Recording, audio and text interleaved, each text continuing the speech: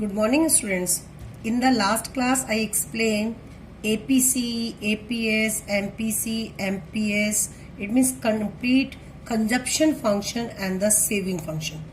तो उसमें आपने अच्छी तरह से कैलकुलेट करना देख लिया कि how we calculate the APC, APS, MPC and MPS. आज की क्लास में मैं आपको इनकी रिलेशनशिप समझाऊंगी. The relationship between APC and APS and the second question is the relationship between MPC and the MPS. Clear है? तो इसलिए मैंने एक सम लिया हुआ है. First we calculate the all 4 items from this schedule. तो हमारे पास जैसे इनकम है, स्टार्ट फ्रॉम द जीरो, जैसे एज यूजुअल है कि if income is zero there is a minimum consumption, that is the 4. That is a autonomous consumption. Now saving at that time the saving is a -4. Done. तो अब आपको you know already the formula of the APC. It means C upon में Y. The ratio between total consumption and total income. So it means 4 divided by 0. तो answer is the not defined or you say the infinity. The second is the 12 upon में 10. The answer is 1.2. The next is 0, 1. 20 upon में 20. The next is 28 upon में 30. It means 0.93. And the last is 0.9. Clear? तो हमने देखा APC fall हो रहा है with the rise in income. On the other side, we calculate the APS here. ठीक है? तो यहाँ पे आंसर आएगा वही same, not define or indefinite. यहाँ पे माइनस में 0.2, here is 0, here is 0.07, here is a 0.1. तो अब सबसे पहले आप यहाँ पे ध्यान रखिए. आप इस पे देखिए सबसे पहले. मैं पीछे वाली जो ऑब्जर्वेशन याद है, मैंने आपको ऑब्जर्वेशन भी बताई थी. 5 observation regarding the APC and 5 observation regarding the APS. ठीक है, आपने उसके ऊपर भी थोड़ा ध्यान रखना है. एक बार हम उसको रिकैप्चुलाइजेशन करा रही हूँ, क्विक रिकैप उसके लिए, जो ऑलरेडी शायद आपको टिप्स याद हो गए, बट मैं उसको क्विक रिकैप बता रही हूँ आपको कि हम किसको कैसे याद करते हैं. रीजन APC के बारे में और यहाँ पे APS के बारे में. तो आप शेड्यूल में देख रहे हो द वैल्यू ऑफ APC में बी ग्रेटर देन 1, कि APC की जो वैल्यू 1 से ज्यादा हो सकती है. इट मीन्स APC में be greater than 1. But when it happens, अगर मैंने क्वेश्चन डाला when the APC is greater than 1, तो your answer is simply, your answer is when the consumption is greater than 1. तो इसका आंसर ये है. फिर आगे थोड़ा सा चले तो ये ब्रेक इवन पॉइंट था मेरा. At the break even point यहाँ पे हमारी APC कितनी आई है? 1. So it means APC may be 1. When the APC may be 1, when the consumption is equal to income or so the break even level of income. And after the break even, आपने देखा APC still positive but less than 1. It means APC may be less than 1. It means consumption is less than income here. Done. So there are the 3 situations. APC may be greater than 1, APC may be 1, APC may be less than 1. When it happens, here are the situations. But same time यहाँ पे APC अगर 1 से ज्यादा है तो at that time APS is negative. It means APS negative भी होता है. When same answer is only. तो APC 1 कब होगा, APS नेगेटिव कब होगा? दोनों क्वेश्चन का आंसर सेम है. When the consumption is greater than income. When APC 1 100%, APS is 0 at that time. अब ये क्वेश्चन आएगा मैडम आपको कैसे पता उस समय APS 0 होगा? आज के टॉपिक में मेरे को यही पढ़ाना है, what is the relation between APC and APS. ये है ऑब्जर्वेशंस. आज मैं दोनों को रिलेट करके बताऊंगी. चलो मैं क्लू देती हूँ कि दोनों का सम टोटल हमेशा 1 होता है. At a particular level of income APC plus APS is always is equal to 1. वही आज की क्लास में मैं आपको एक्सप्लेन करूंगी हाउ, कैसे. When APC less than 1 at that time APS turns into the positive range. It means APS positive भी होता है. तो ये सिचुएशंस है APC की, ये सिचुएशन है APS की. दोनों सिचुएशंस का आंसर यहाँ पे है. तो this is the quick recap जो हमने लास्ट क्लास में डिटेल में ऑब्जर्वेशंस पढ़ी थी. अगर आप उसको ऐसे भी टिप्स पे याद कर लेंगे तो आपको ट्रू फॉल्स में बहुत हेल्प मिलेगी. क्लियर हो गया? ये था APC. अगर मैंने अभी जस्ट एक क्लू दिया, the sum total of APC and APS is always 1. तो आप यहाँ पे शेड्यूल में भी देख सकते हो. 1.2 प्लस में -0.2 आंसर 1. 1 plus 0 answer 1. 0.93 प्लस में 0.07 आंसर 1. 0.9 प्लस में 0.1 आंसर इज 1. तो ये 100% श्योर है कि दोनों का टोटल हमेशा 1 आएगा. अभी प्रूफ हम उसको थोड़ी देर बाद करेंगे. That is my today's question. The on this other side same MPC and MPS. तो what is the MPC? The ratio between change in consumption and the change in income. तो अब इससे पहले का हमारा prior consumption level we don't no.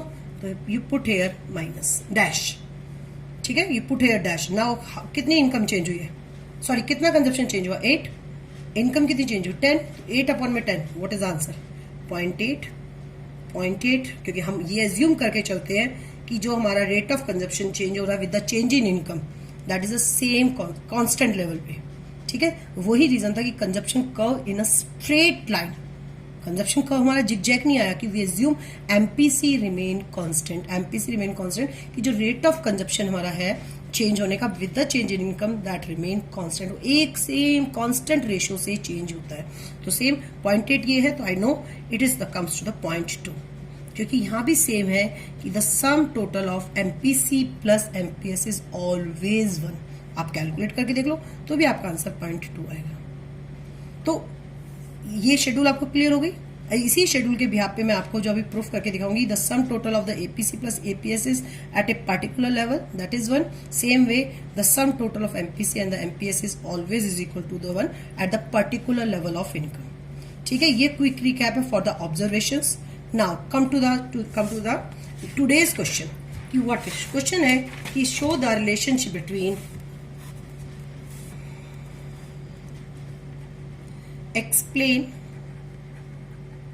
the relationship between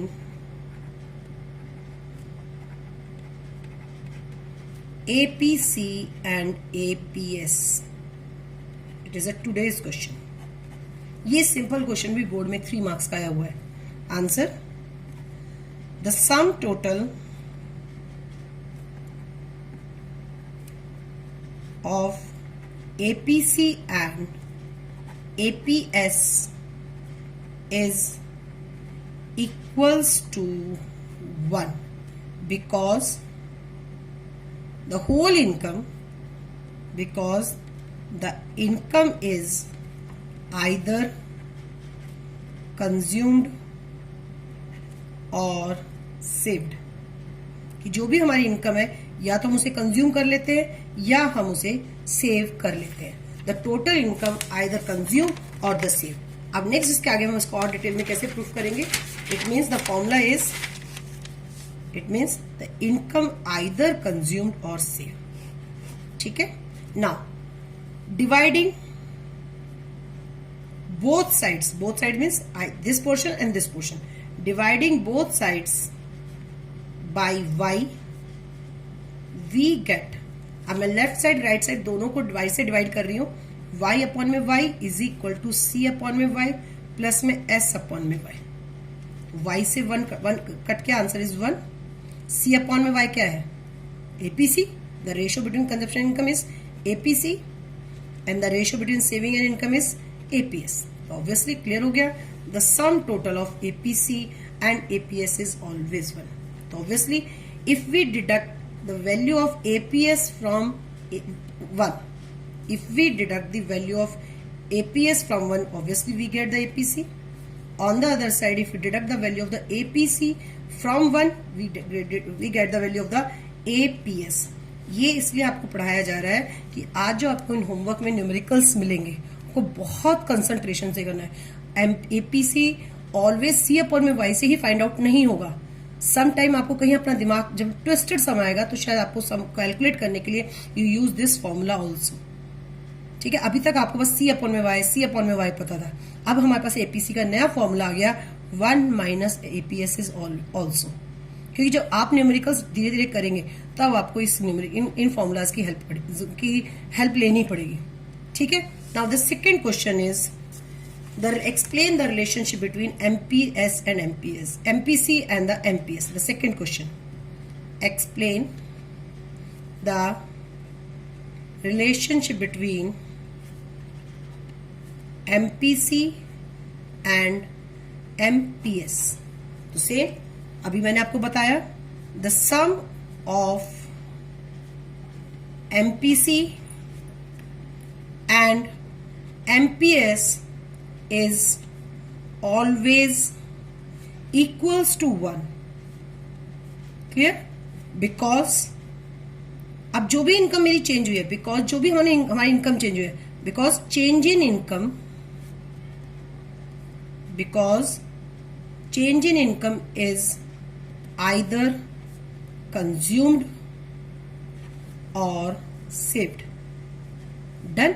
कि अगर मेरे 100 रुपीज इंक्रीज हुई है तो 100 रुपीज में से शायद मैं 60 कंजप्शन में लगा दूं, 40 सेव कर लूं, शायद मैं 70 कंजप्शन में लगा दूं, शायद 30 सेव कर लूं। तो जो चेंज इन इनकम है, तो चेंज इन कंजप्शन और चेंज इन सेविंग का टोटल भी चेंज इन इनकम होगा। It means change in income is equal to change in consumption plus में change in saving. Same pattern, dividing both sides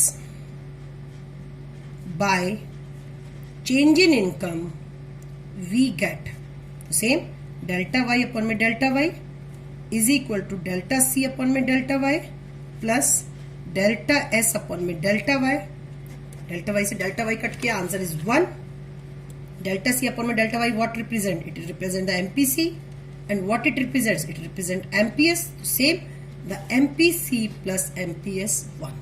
Same here, if you deduct the value of the MPC from 1, you get the MPS here. When you deduct the MPS value from the if you deduct the value of the MPS from the 1, you get the value of the MPC. Done? तो here अब तक हमने class में APC, APS, MPC, MPS की ratio के form में formula पढ़े। आज हमारे पास नए फॉर्मूले आ गए। APC is equal to 1 minus APS, APS is equal to 1 minus APC, MPC is equal to 1 minus MPS and MPS is equal to 1 minus MPC। आपको ये 4 फॉर्मूले यूज करके, जो लास्ट की क्लास में लास्ट 4 फॉर्मूलेस पढ़े थे, इन्हीं 4 मेन फॉर्मूलाज को पढ़ के आज के असाइनमेंट में जो भी न्यूमेरिकल्स आएंगे, मैं उसमें से 3 से 4 क्वेश्चन पहले ही बता रही, बहुत ट्विस्टेड डालूंगी, उन पे जरूर कंसंट्रेट करना। नहीं समझ में आएंगे फोन करके कॉल कर लेना, या नेक्स्ट क्लास में मैम से ऑनलाइन क्लास में डिस्कस कर लेना, पर इन क्वेश्चंस को आज करना जरूर। नाउ अब नेक्स्ट यूनिट जो मेन यूनिट है, जिसके लिए हमने पूरे कॉन्सेप्ट्स पढ़े हैं, जितने भी आज तक हमने टर्म्स पढ़ी है, अब उस नेक्स्ट टर्म को चैप्टर को पढ़ने के लिए डिटर्मिनेशन ऑफ, कि आखिर डिटर्मिनेशन कहाँ होगा, अभी उससे रिलेटेड छोटी छोटी टर्म्स और हैं, पहले आज हम उनको क्लियर करेंगे, देन नेक्स्ट क्लास में डिटर्मिनेशन सिखाऊंगी। तो लास्ट हमारा जो छोटी छोटी टर्म्स है, that is the define the following terms. ठीक है, तो ये टर्म्स भी आपकी पेपर में 1 मार्क्स के क्वेश्चन में आ जाती हैं, तो ये टर्म्स भी आपको थॉरो करनी है, रटनी है प्यार से। Now number 1, full employment. This is the one term कि फुल एम्प्लॉयमेंट कौन सी सिचुएशन होगी। डन। तो ऑब्वियसली आपके अकॉर्डिंग फुल एम्प्लॉयमेंट क्या है कि मैम जितने भी कंट्री में लोग काम कर रहे हैं, अगर सबको काम मिल जाए, सिंपल सी है। अगर मैं मेरे अकॉर्डिंग मैं इकोनॉमिक्स टर्म में सिखाऊंगी कि जो हम नेशनल इनकम अचीव करना चाहते हैं, द मैक्स, हर कंट्री का टारगेट क्या है, मैक्सिमम अपने पोटेंशियल लेवल तक आउटपुट करना, जितने भी उसका कि what is the potential of our country, it means maximum obtainable level of national income in a country.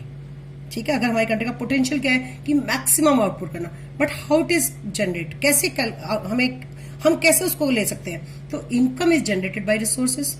अब रिसोर्सेज क्या है, जो अवेलेबल रिसोर्सेज, अगर हम उनको प्रॉपर यूटिलाइज करें, बट फुल्ली यूटिलाइज करें, proper and fully utilise, it means the maximum level of national income is reached when all available resources are fully and efficiently employed.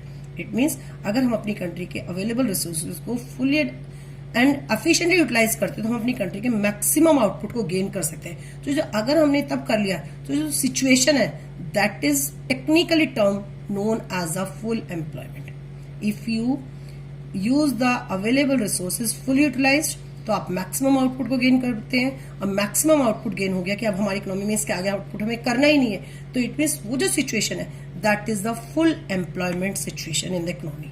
ठीक है, अब इसको मैम लिखेंगे कैसे 1 मार्क्स के पॉइंट ऑफ व्यू से, तो वो हम डिस्कस करें कि full employment means, it means that the entire labour force of a country is in employment। ठीक है, अब आपके पास इससे रिलेटेड अब एक से एक टर्म ऐसे निकलती आएंगी। अब जैसे मैंने बताया कि अगर मेरी कंट्री में जो एंटायर लेबर फोर्स है, अगर वो फुल्ली एंगेज है, तो it means that situation is known as the full employment in the economy. अब आपके पास नया क्वेश्चन राइज हुआ, madam what is the labour force. अब लेबर फोर्स में हम टोटल पॉपुलेशन को नहीं लेते अपनी कंट्री की, कि जो टोटल पॉपुलेशन है वो लेबर फोर्स है। लेबर फोर्स में अब मैं एक छोटा सा एग्जांपल लेती हूँ। अगर मेरी कंट्री में, बहुत ध्यान से सुनो एग्जांपल को, अगर मेरी कंट्री में 1000 पर्सन है जो काम करने के लिए रेडी है, the number of persons are ready to do work but at the different wages rate. Listen carefully, the number of persons are ready to do work at the different wages rate, different wages rate। कोई कहता है मेरे को तो 50,000 की नौकरी चाहिए, कोई कहता है मुझे तो 8,000 की नौकरी पे भी काम कर सकता हूँ, कोई कहता है मुझे 20,000 पे भी मिल सकता है। It means different wages rate. तो 1000 लोग काम करने को रेडी हैं बट डिफरेंट वेजेस रेट, तो इनको हम लेबर सप्लाई बोलते हैं, इनको हम लेबर फोर्स में काउंट नहीं करते। वंस अगेन, इनको हम लेबर सप्लाई में काउंट करेंगे, लेबर फोर्स में काउंट नहीं करेंगे। अब इसके अलावा अगर कोई जॉब अपॉर्चुनिटी निकली और एक सैलरी डिसाइडेड है कि ये सैलरी है, अब उसमें से 1000 में से 800 लोग ही काम करने को तैयार हैं, 200 लोग कहते हैं हम इस गिवन सैलरी पे काम करने को तैयार नहीं है। दोबारा सुनना, एक जॉब अपॉर्चुनिटी निकली, एक पर्टिकुलर सैलरी डिसाइडेड हुई, अब पर्टिकुलर सैलरी पे आउट ऑफ द 1000 केवल 800 लोग काम करने को तैयार थे। वो जो 800 लोग काम करने को तैयार है उसको हम लेबर फोर्स का नाम देते हैं। ध्यान रखना, उनको हम लेबर फोर्स का नाम देते हैं। The number of person who are willing and able to do work at the given wage rate. यहाँ पे वर्ड चेंज हो गया, वहां पे डिफरेंट वेज रेट था, यहाँ पे गिवन वेज रेट है। तो एक पर्टिकुलर सैलरी पे जितने लोग काम करने को तैयार है उसको लेबर फोर्स में काउंट करते हैं। अगर वो 800 लोगों लेबर फोर्स में 800 के 800 को काम मिल जाए, उस सिचुएशन को फुल एम्प्लॉयमेंट बोलते हैं। क्लियर? अब जो 200 अपनी मर्जी से काम करने को नहीं थे तैयार, means the work is available for them but they are not ready to do work at the given salary. Once again, the work is available for them means जो एग्जाम्पल में 200 पर्सन है but they are not ready to do work at the given wages. It means वो अपनी मर्जी से बेरोजगार थे, वो इकोनॉमी की कंडीशंस के कारण बेरोजगार नहीं थे। क्लियर? तो उसको हम अनएम्प्लॉयमेंट में काउंट नहीं करते, हम केवल इनवॉलंटरी को काउंट करते हैं। वो वॉलंटरी अनएम्प्लॉयमेंट में पार्ट आ जाते हैं, तो वॉलंटरी अनएम्प्लॉयमेंट वालों को कभी भी हम अनएम्प्लॉयमेंट के डाटा में काउंट नहीं करते। तो first we write the definition of the labour force, कि लेबर फोर्स की डेफिनेशन क्या है। तो मेरे एग्जांपल के अकॉर्डिंग जो 800 पर्सन है वो लेबर फोर्स है। It is defined as consistent of all those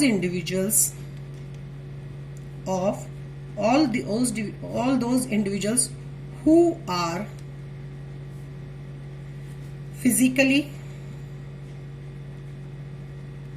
and mentally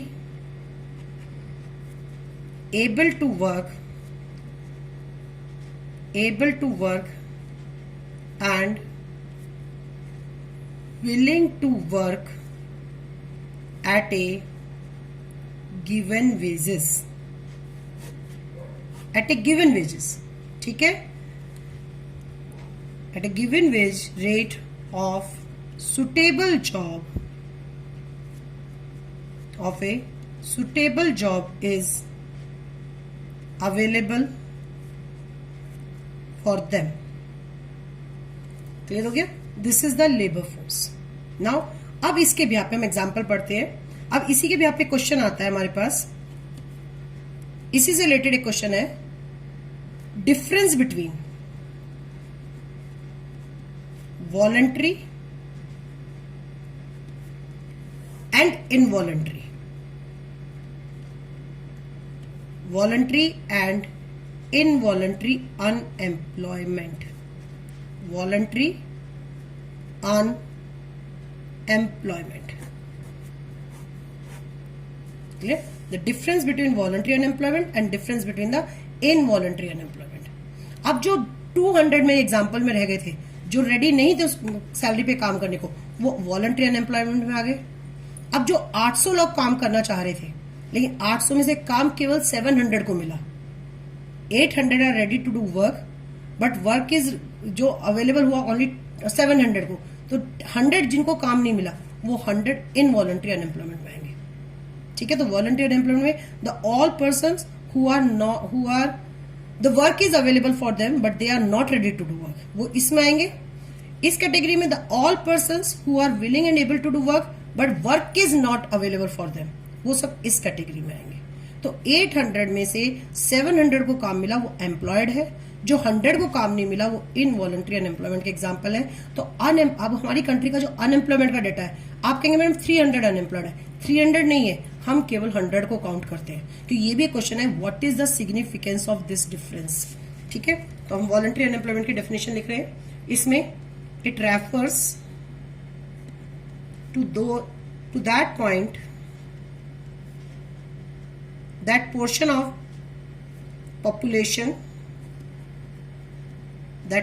of population which prefer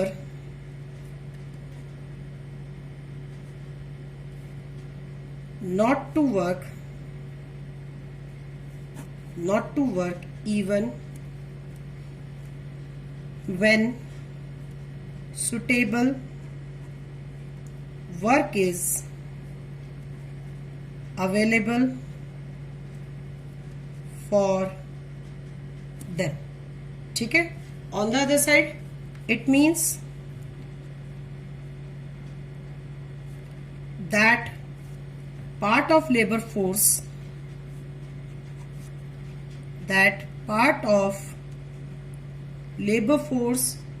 of a country who is able and prefer to work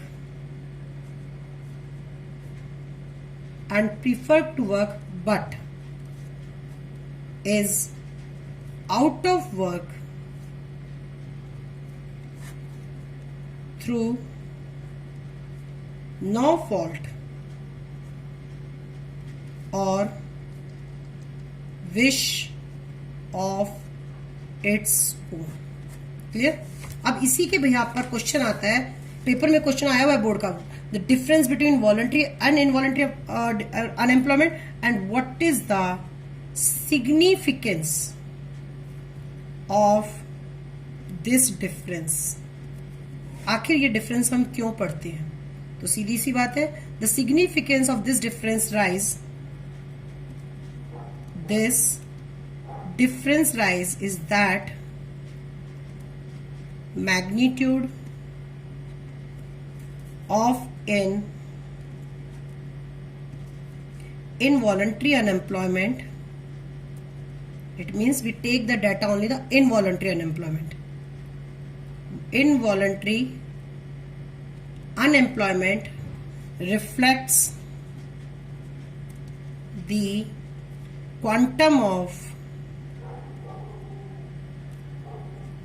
unemployment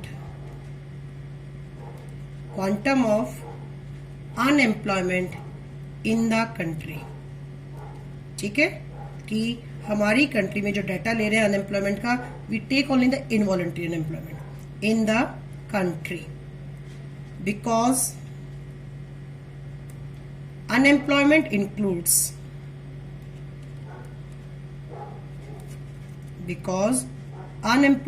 includes only involuntary unemployment।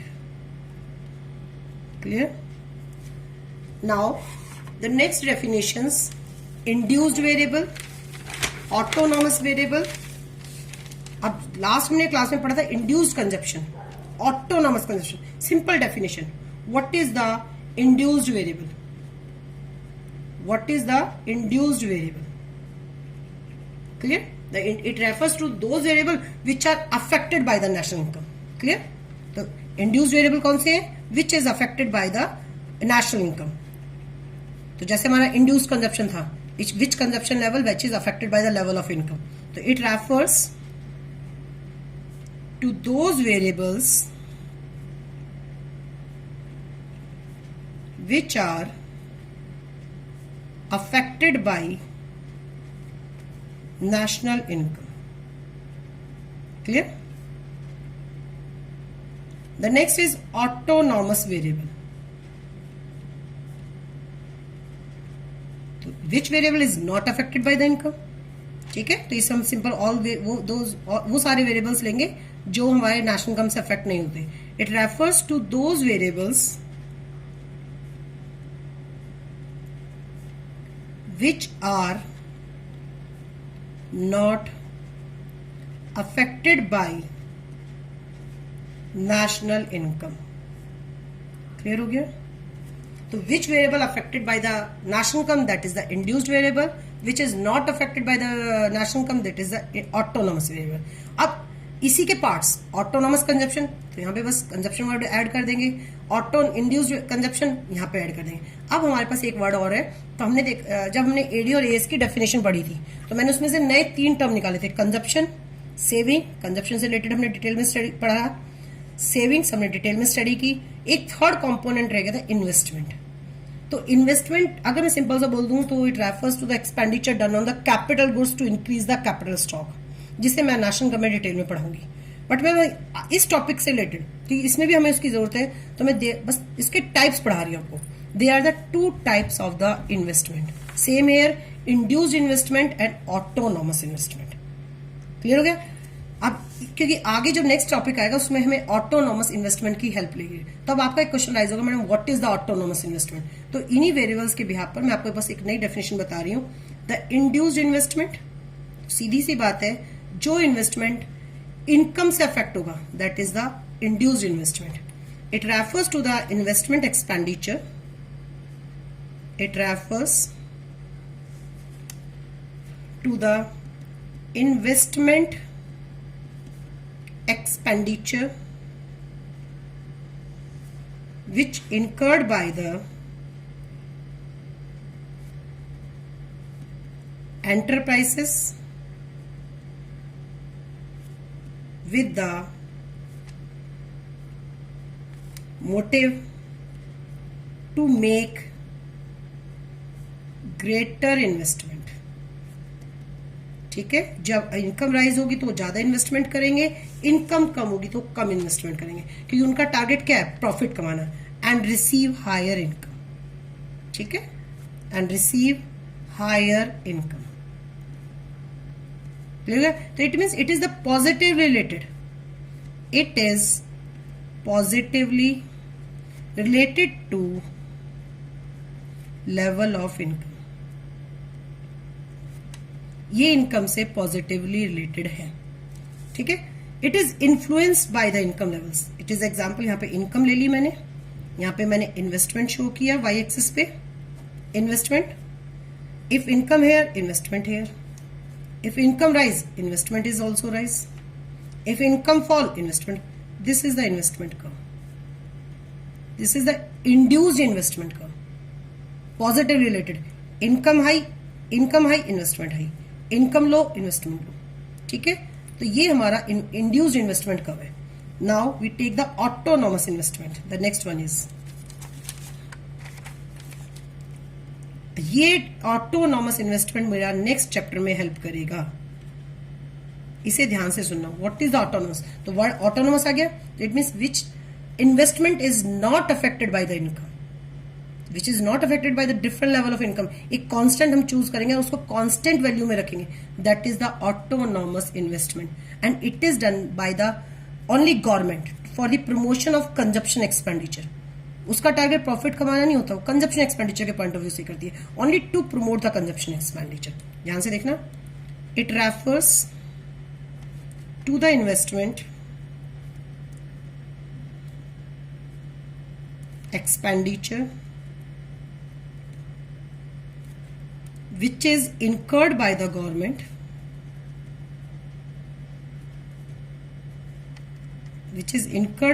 government with the motive to promote the level of growth and development,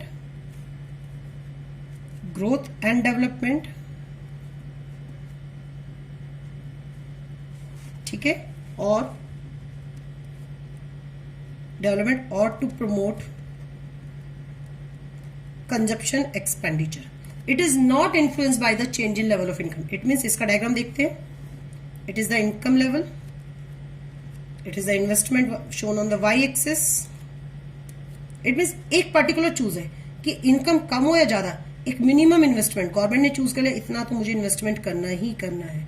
either income increase, either income decrease. अब चाहे income increase हो जाए चाहे income decrease हो जाए, this is. तो what is the shape of the autonomous investment curve? That is a parallel to X axis. ये हमारा नेक्स्ट चैप्टर में इंपॉर्टेंट है. हम इस इन्वेस्टमेंट को लेंगे, प्लान इन्वेस्टमेंट को, which is affected by the level of income. हम इसको नहीं लेंगे क्योंकि हमारी थ्योरी इसी की हेल्प से निकलेगी.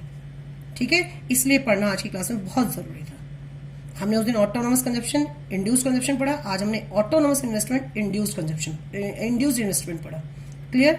अब इसी के इन्हीं टॉपिक्स के बिहाफ पर हम नेक्स्ट चैप्टर स्टार्ट करेंगे कि how where you determine the level of output. आखिर हम आउटपुट का डिटर्मिनेशन कहाँ पे करेंगे? अब हमने सारा छोटे छोटे टर्म्स, छोटे छोटे टॉपिक्स पढ़ लिए हैं. तो नेक्स्ट क्लास में मैं आपको determination of national income and output की थ्योरी समझाऊंगी. Okay, thank you.